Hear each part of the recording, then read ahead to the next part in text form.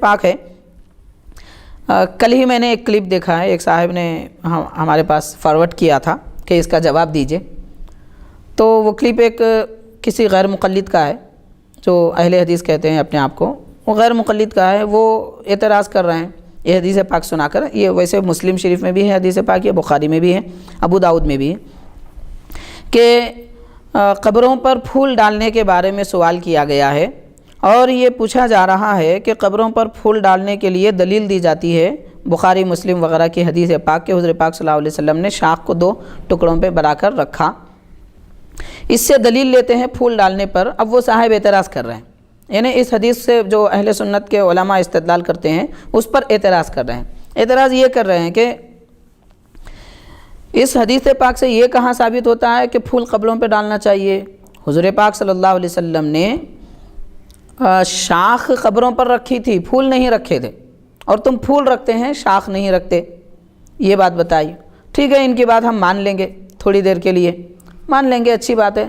تو سرکار نے شاخ رکھی تھی تو کم از کم آپ کیوں نہیں رکھتے شاخ؟ ہم تو پھول رکھتے ہیں، قبروں پر پھول ڈالتے ہیں. جب شاخ رکھنا ثابت ہے حضور پاک صلی اللہ علیہ وسلم سے، تو یہ غیر مقلد یا پھر اعتراض کرنے والے لوگ وہ کیوں شاخ نہیں رکھتے؟ کیا شاخ پر اپنی قبروں پر رکھ کر، لوگوں کے قبروں پر رکھ کر آپ سنت نبوی پر عمل کرنا نہیں چاہتے؟ سبحان اللہ. جب اتنا ثابت ہے تو اتنے پر تو عمل کیجئے. ہم پھول رکھتے ہیں، اس کے وجوہات ہیں. اب وجہ کیا ہے؟ ایک وجہ یہ بتایا جاتا ہے کہ سرکار دو عالم صلی اللہ علیہ وسلم نے یہ شاخ رکھنے کے بعد فرمایا معلم یہی بسا، یعنی ان کے عذاب میں کمی ہوتی رہے گی جب تک کہ وہ شاخیں نہ سوکھیں. تو اس کی شرح میں کئی محدثین، امام نووی رحمۃ اللہ علیہ، علامہ عینی رحمۃ اللہ علیہ، اور بہت سارے محدثین یہ لکھتے ہیں کہ جو چیزیں تر ہوتی ہیں وہ کثرت سے اللہ کا ذکر کرتی ہیں. ویسے قرآن پاک میں آتا ہے وَإِن مِّن شَيْءٍ إِلَّا يُسَبِّحُ بِحَمْدِهِ، ہر چیز اللہ کا ذکر کرتی ہے، اللہ کی تسبیح بیان کرتی ہے، اس کی پاکی بیان کرتی ہے. لیکن جو تر اشیاء ہوتی ہیں وہ زیادہ ذکر کرتی ہیں. یعنی تر سے مراد جو تر و تازہ، کچی تر و تازہ چیزیں، مثال کے طور پر درخت کی شاخیں یا پتے یا پھر اس کے پھول، یہ چیزیں تر ہیں. تو تر چیزیں اللہ کا زیادہ ذکر کرتی ہیں. اسی لیے سرکار نے فرمایا کہ جب تک یہ نہ سوکھیں گے ان کے عذاب میں کمی ہوتی رہے گی. یعنی جب تک یہ تر ہیں، ذکر زیادہ کریں گے تو اللہ کے ذکر کے سبب سے ان پر عذاب نہیں ہوگا. کیونکہ جب ذکر خداوندی کسی جگہ ہوتا ہے تو رحمت نازل ہوتی ہے. ایسا نہیں ہوتا ہے کہ رحمت بھی نازل ہو، عذاب بھی نازل ہو. تو اسی لیے سرکار نے معلم یا بسا یہ قید لگائی. یہ قید لگانے کی وجہ یہ ہے، ورنہ لوگ کیا کہتے ہیں، معلم یا بسا کی قید میں یہ بتاتے ہیں کہ وہ صرف شاخوں کے لیے خاص تھا، کوئی بھی چیز نہیں ڈال سکتے. بات شاخوں کے لیے خاص نہیں ہے، تر چیز کے ذکر کے بارے میں ہے کہ جو چیز تر ہے اس کے بارے میں ذکر کثرت سے کرتی ہے، اس وجہ سے عذاب میں کمی واقع ہوتی ہے. تو پھول ہم اس لیے ڈالتے ہیں. اور ایک دوسری وجہ پھول ڈالنے کی یہ ہے کہ قدیم قریب 700-800 سال پہلے کے بڑے بڑے محدثین اور صوفیاء کرام بھی لکھتے ہیں، حدیث پاک نقل فرماتے ہیں کہ ارواح کو خوشبو سے بڑا گہرا تعلق ہے، روحوں کو خوشبو سے بڑا گہرا تعلق ہے. چنانچہ حضرت بندہ نواز گیسو دراز رحمۃ اللہ علیہ نے بھی یہ حدیث پاک اپنی کتاب جوامع الکلم میں نقل فرمائی ہے کہ الارواح تشم الورود تشم الریاحین، کہ ریاحین یعنی پھول اور گلاب وغیرہ اس قسم کی چیزوں کو ارواح سونگتے ہیں، یعنی ان کو اس سے مسرت ہوتی ہے خوشبو سے. یہ حدیث پاک کے الفاظ ہیں جو حضرت بندہ نواز رحمۃ اللہ علیہ نقل فرما رہے ہیں، اور دیگر مقامات میں بھی یہ حدیث موجود ہے، الفاظ دوسرے الفاظ کے ساتھ میں، مگر مفہوم وہی ہے. خوشی ہوتی ہے، ان کو خوشی ہوتی ہے.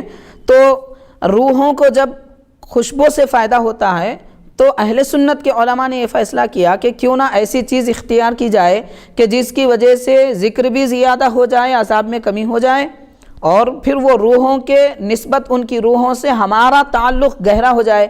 کیونکہ جب کوئی آدمی کسی کو تحفہ دیتا ہے ایسی چیز جو اس کے لیے پسندیدہ ہو تو وہ زیادہ خوش ہو جاتا ہے. تو اب اللہ کے محبوب بندوں کے دربار میں ہم جاتے ہیں، اللہ والوں کے پاس، تو ان سے ہمارا تعلق زیادہ اگر گہرا کرنا ہے تو ایسی چیز پیش کی جائے کہ جس سے ان کو خوشی ہو، تو وہ خوشبو سے خوش ہوتے ہیں، اس وجہ سے خوشبودار پھول لے جائے جاتے ہیں. یہ اسباب ہیں. تو اب اعتراض کرنے والے کی نظر ایک حدیث پاک پہ ہے، جبکہ اہل سنت کے علماء جب کسی چیز پر عمل کرتے ہیں تو ان کی نظر ایک دو نہیں کئی حدیثوں پر نظر ہوتی ہے، وہ سب حدیثوں کو ایک جگہ جمع کر کے اس پر عمل کرنے کا ایک طریقہ رائج کرتے ہیں۔ مشہور ہے الانسان عدو ما جہیلا، کہ انسان جس کو نہیں جانتا اس کا دشمن ہوتا ہے۔ تو چاہیے کہ لوگ جاننے کی کوشش کریں، اہل سنت کے اعمال اور ان کے معمولات کے دشمن نہ بنیں۔ بے شک بے شک۔ اب دوسرا اعتراض وہ کلپ میں نے جو دیکھا ہے، وہ صاحب نے اعتراض کیا ہے کہ حضور پاک صلی اللہ علیہ وسلم پر وحی آئی کہ ان دو قبروں پر عذاب ہو رہا ہے، اس وجہ سے سرکار نے ان قبروں پر شاخیں رکھی۔ تو کیا اے لوگوں جو قبروں پہ پھول چڑھا رہے ہیں، تم بھی یہ دعویٰ کرتے ہو کہ تم پر وحی آ رہی ہے، ان پہ عذاب ہو رہا ہے، یہ تمہیں کیسا معلوم؟ یہ اعتراض ہو رہا ہے جناب کا۔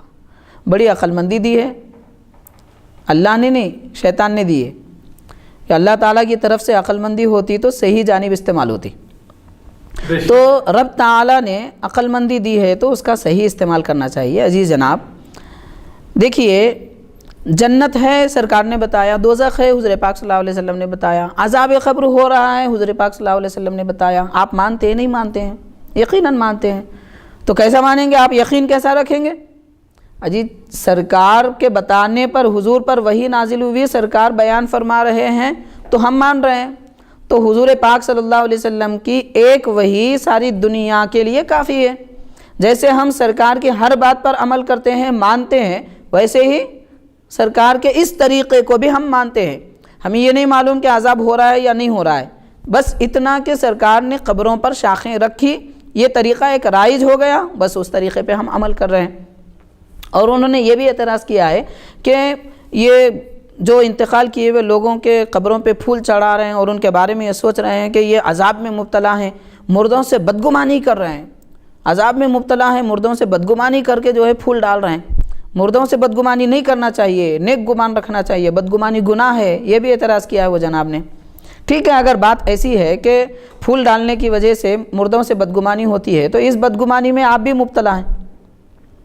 وہ اس طرح کہ نماز جنازہ کیوں پڑھائی جاتی ہے؟ آپ حدیث پاک میں دیکھیے یہ الفاظ ضرور ملتے ہیں، نماز جنازہ مغفرت کے دعا کے لیے، دعائے مغفرت کے لیے۔ تو آپ کیا یہ کہیں گے کہ ہر مرنے والا گناہ گار ہے؟ انتقال فرمانے والے تو نیک بندے بھی گزرے ہیں، لیکن کیا جو نیک گزرے ہیں ان کی نماز جنازہ نہیں پڑھی جاتی؟ جو نیک ہیں، نیک تو نیک ہیں عزیز جناب، شہید بھی ہوں تو ان کی نماز جنازہ پڑھنی ہے۔ سبحان اللہ، شہید تو بالکل خون کا قطرہ جیسے بہہ جاتا ہے وہ پاک ہو جاتے ہیں۔ حدیث پاک میں آتا ہے شہید کے ایک خون کا قطرہ زمین پر گرنے سے پہلے 70,000 گناہ گاروں کی بخشش ہو جاتی ہے۔ شہید کے ایک خون کے قطرے میں یہ تاثیر ہے تو ان کی بھی نماز جنازہ پڑھی جا رہی ہے۔ تو نماز جنازہ جبکہ ہوتی ہے مغفرت کی دعا کے لیے، تو جب نیک لوگوں کی بھی نماز جنازہ پڑھائی جاتی ہے تو کیا آپ یہ سمجھ کے پڑھتے ہیں، بدگمانی کرتے ہیں کہ یہ گناہ گار ہیں اور ان کی نماز جنازہ پڑھی جا رہی ہے؟ بات ایسی نہیں ہے، ایک طریقہ ہے، ایک سنت ہے، سنت پہ عمل آوری ہوتی ہے۔ تیسری بات یہ ہے جی جناب کہ پھول اگر پیش کرنے سے، قبروں پر کسی کے ڈالنے سے، کیا ہم یہ سمجھ رہے ہیں کہ ان کے قبر پہ عذاب ہو رہا ہے؟ وہ تو آپ سمجھ رہے ہیں، اہل سنت کے لوگ یہ نہیں سمجھتے، بلکہ یہ سمجھتے ہیں کہ اگر یہ گناہ گار ہیں، ان کے قبر پہ عذاب ہو رہا ہے تو یہ پھول یا پھر تر چیزوں کی وجہ سے، کچی چیزوں کی وجہ سے وہ ذکر کرتی ہیں، اس وجہ سے ان کا عذاب ٹل جاتا ہے اگر گناہ گار ہیں۔ اگر گناہ گار نہیں ہیں، نیک ہیں، تو ان کے درجات بلند ہوتے ہیں، اللہ کی رحمت نازل ہوتی ہے، یہ سمجھ کے ڈالتے ہیں۔ سبحان اللہ۔ ہمارے ذہن میں وسعت ہے، ہمارے ذہن میں کشادگی ہے، اور آپ ایک تھوڑا سا ذہن لے کے یہ سمجھ رہے ہیں کہ بس یہی صحیح ہے، اس کے سوا سب غلط ہے۔ اگر ایسا ہوتا کہ جو نیک ہیں ان کے قبروں پہ ڈالنا چاہیے، جو گناہ گار ہیں ان کے قبروں پہ ڈالنا چاہیے، تو اولیاء کرام کے قبروں پہ کیوں ڈالتے ہو؟ کیا ان کو بھی گناہ گار سمجھتے ہو؟ ایسا بھی اعتراض ہو رہا ہے۔ افسوس کی بات ہے، نہیں معلوم لوگ کیا سمجھتے ہیں۔ دیکھیے کتنی حدیثوں میں آیا ہے، نماز چاہے فرض ہو، سنت ہو، نفل ہو، کوئی بھی نماز، جب کوئی آدمی نماز پڑھتا ہے تو اس کے گناہ معاف ہو جاتے ہیں۔ حدیث پاک میں آیا، کتنی حدیثیں، بے حساب حدیثیں۔ تو جب کوئی آدمی نماز پڑھتا ہے تو اس کے گناہ معاف ہو جاتے ہیں، تو کیا گناہ معاف ہو جاتے ہیں اس وجہ سے نیک آدمی نماز نہیں پڑھے گا؟ سبحان اللہ۔ تو نیک آدمی نماز پڑھے گا تو اس کے گناہ ہے نہیں تو معاف کیا ہوں گے؟ نیک آدمی نماز پڑھیں گا تو اس کو ثواب ملے گا، اس کے درجے بلند ہوں گے، اس پر رحمت نازل ہوگی۔ تو ایسے ہی تر چیز گناہگاروں کی قبروں پہ ڈالی جائیں تو عذاب کم ہوگا، نیک لوگوں کے مزارات پہ پیش کیے جائیں گے تو ان پر رحمت نازل ہوگی، ثواب نازل ہوگا اور اللہ کی رحمت نازل ہوگی، درجات بلند ہوں گے۔ یہ اسباب ہیں، ان سب چیزوں کو بہرحال سمجھنا چاہیے۔ ایک چند اور باتیں اسی تعلق سے امام نووی رحمۃ اللہ علیہ فرماتے ہیں، جو مسلم شریف کے بڑے شارح ہیں اور بڑے عالم ہیں، غیر مقلد بھی ان کو مانتے ہیں۔ آپ فرماتے ہیں کہ حضور پاک صلی اللہ علیہ وسلم نے ان شاخوں کو قبروں پر کیوں رکھا؟ لِكَوْنِهِمَا يُسَبِّحَانِ مَا دَامَا رَطْبَيْنِ، کہ وہ دو شاخیں جب تک کہ تر ہیں اللہ کی تسبیح بیان کرتے ہیں، اس وجہ سے سرکار نے ان مزارات پر رکھا۔ وَلَيْسَ لِلْيَابِسِ تَسْبِيحٌ، اور جو سوکھی ہوئی چیزیں ہوتے ہیں وہ زیادہ ذکر نہیں کرتی، تو اس وجہ سے سرکار نے تر چیزوں کو رکھا۔ اب اس کے بعد امام نووی رحمۃ اللہ علیہ فرما رہے ہیں آگے، یہ دیکھیے، آپ نے اہل سنت کے علماء پہ طریقے پر تو اعتراض کر دیا، جو چاہے کرنا تھا کر دیا۔ اب دیکھیے امام نووی رحمۃ اللہ علیہ کیا فرما رہے ہیں، وَاسْتَحَبَّ الْعُلَمَاءُ قِرَاءَةَ الْقُرْآنِ عِنْدَ الْقَبْرِ لِهَذَا الْحَدِيثِ، اس حدیث شریف کی بنیاد پر، اس حدیث کو دلیل بنا کر علماء کرام نے مزار کے پاس قرآن شریف پڑھنا مستحب قرار دیا، کیونکہ تر چیز اللہ کا ذکر کرتی ہے، اس وجہ سے مزار پہ رکھی گئی۔ تو بندہ جب کوئی تر چیز ذکر کرے تو یہ کمال ہے، انسان خود اللہ کا ذکر کرے تو پھر کیا کمال ہوگا۔ تو اس وجہ سے علماء نے قبر کے پاس، مزار کے پاس قرآن شریف پڑھنے کو مستحب قرار دیا۔ لِأَنَّهُ إِذَا كَانَ يُرْجَى التَّخْفِيفُ بِتَسْبِيحِ الْجَرِيدِ، کہ ایک شاخ کی تسبیح کی وجہ سے عذاب میں کمی کی امید رکھی گئی ہے، فَتِلَاوَةُ الْقُرْآنِ أَوْلَىٰ، تو قرآن شریف کے تلاوت پر عذاب میں کمی ہونا تو اور زیادہ مناسب ہے، اور زیادہ بہتر ہے، اور زیادہ یقینی ہے۔ تو امام نووی نے باب مباشرۃ الحائض میں اس کو بیان کیا۔ اب یہ قبر پر شاخیں رکھنے کا یہ طریقہ کسی صرف سرکار نے ایک مرتبہ نہیں کیا، احادیث شریفہ پر غور کریں گے 3 مرتبہ یہ واقعہ ہمیں ملتا ہے احادیث پاک میں۔ 2 مرتبہ صحابہ کرام کے مزار پہ رکھا گیا، اور 1 مرتبہ جو گناہگار تھے ان لوگوں کے مزارات پر، قبروں پر رکھا گیا ہے۔ تو جو نیک لوگ ہیں ان کے قبروں پر بھی سرکار نے رکھے ہیں، لیکن وہاں پر یہ وضاحت نہیں ہے کہ یہ کرتے تھے، یہ کرتے تھے، اس کا ذکر نہیں ہے۔ تو جو اس کام میں، گناہ میں مبتلا تھے، اس کی حدیث الگ ہے۔ اس کے علاوہ دوسری حدیثیں ہمیں کنز العمال میں، معجم کبیر طبرانی میں، اور مجمع الزوائد میں اور دیگر مقامات میں ہمیں یہ روایت ملتی ہے، جس میں وجہ نہیں بیان کی گئی کہ یہ کیا کیا عمل کرتے تھے، بلکہ صرف سرکار نے شاخیں رکھی۔ اس کی تفصیلات ہمیں اس طرح ملتی ہیں۔ تو صحابہ کرام کا بھی اس پر عمل رہا ہے، چنانچہ خود بخاری شریف میں آتا ہے، امام بخاری نے حضرت بریدہ اسلمی رضی اللہ تعالی عنہ کی وصیت بیان فرمائی۔ اوصى بریدۃ الاسلمی ان یجعل فی قبرہ جریدان، حضرت بریدہ اسلمی رضی اللہ عنہ نے وصیت فرمائی انتقال سے، وصال سے پہلے، کہ میری قبر پر 2 شاخیں رکھی جائیں۔ یعنی سرکار نے جو چند مزارات پر رکھی تھی، حضرت بریدہ رضی اللہ تعالیٰ عنہ یہ مان رہے ہیں کہ قبروں پر یہ رکھنا چاہیے۔ تو جب یہ بھی بخاری سے ثابت ہے، بخاری باب الجرید علی القبر میں، اس باب میں یہ روایت موجود ہے، تو جب صحابہ کرام کا بھی اس پر عمل رہا ہے تو پھر اس پر اعتراض کرنے کی کوئی بات، کوئی گنجائش نہیں رہی۔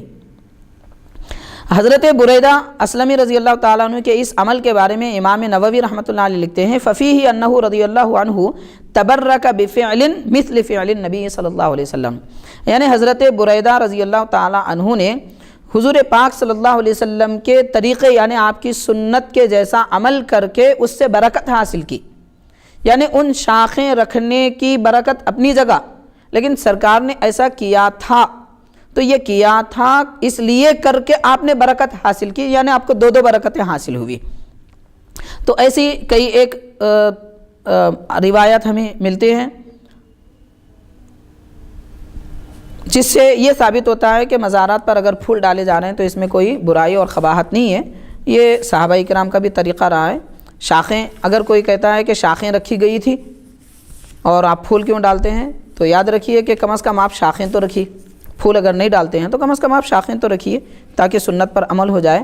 اور یہ کوئی ایک مزار کے ساتھ خاص نہیں تھا، کئی ایک مزارات پر بھی رکھی گئی ہیں، اور اس کے علاوہ صحابہ کرام کا بھی اس پر عمل رہا ہے۔ تو مفتی صاحب اس سے ایک ذہن میں سوال آیا، میں آپ کی خدمت میں جو ہے پیش کرنا چاہتا ہوں کہ یہ تو صحابہ کا بھی عمل رہا ہے، صحابہ بھی اس کو پسند فرمائے ہیں، حتیٰ کہ اور ایک صحابی رسول جو ابھی آپ ذکر فرمائیں کہ وہ تو انہوں نے تو وصیت فرمائی جی وصیت کہ جب میرا انتقال ہو جائے، جب میں دنیا سے چلا جاؤں تو میری خبر پر یہ شاخیں رکھی جائیں، جی کیونکہ یہ اللہ کے رسول صلی اللہ علیہ وسلم کی سنت مبارکہ جی بالکل رکھنا۔ تو اب بعض لوگ حالانکہ چادر مبارک یعنی اولیاء کے مزار پر یا کسی صاحب مزار پر چادر اڑانا یہ بھی ثابت ہے، اچھی چیز ہے چادر اڑانا، لیکن اس سے بہتر چیز یہ ہے کہ شاخ لگائی جائے یا پھول ڈالے جائیں۔ اور شاخ لگانے میں کیا ہے کہ ہمیشہ ایک بات جنگلی جھاڑ ایسے بھی ہوتے ہیں جو ہمیشہ پھول جو ہے اس کو لگے ہوئے ہوتے ہیں ایک بار لگانے کے بعد۔ بالکل تو بالکل بہتر طریقہ یہ ہے کہ جو چیز حضور اکرم صلی اللہ علیہ وسلم کی سنت سے ثابت ہو جی اور صحابہ نے وصیت کی ہو ایسے کام کی کہ شاخ لگائی جائے، اس وجہ سے کہ وہ اللہ کا مسلسل ذکر کرتی ہیں، جی وہ جب تک ذکر کرتے رہیں گی اس سے صاحب مزار کو بھی فائدہ صحیح ہوتا ہے۔ تو چادر، حالانکہ چادر کا بھی جواز ملتا ہے، ثبوت ملتا ہے، جی لیکن مزار پر چادر اڑانے سے زیادہ بہتر جی یہ ہے کہ وہ جو ہے شاخ وغیرہ لگائی جائے۔ کیا یہ صحیح ہے مفتی؟ بالکل ٹھیک ہے، بالکل درست ہے، بالکل ایسا بھی ہونا چاہیے، شاخ لگانے اور مختصر سے چھوٹے سے پودے بھی لگائے جا سکتے ہیں جس سے خبر کھل جانے کا اندیشہ نہ ہو، جس کی جڑیں نہ پھیلتی ہوں اور وہ باقی بھی رہے، ذکر بھی جاری رہے، جیسا کہ شاخ لگانے سے اس کا ثبوت ملتا ہے۔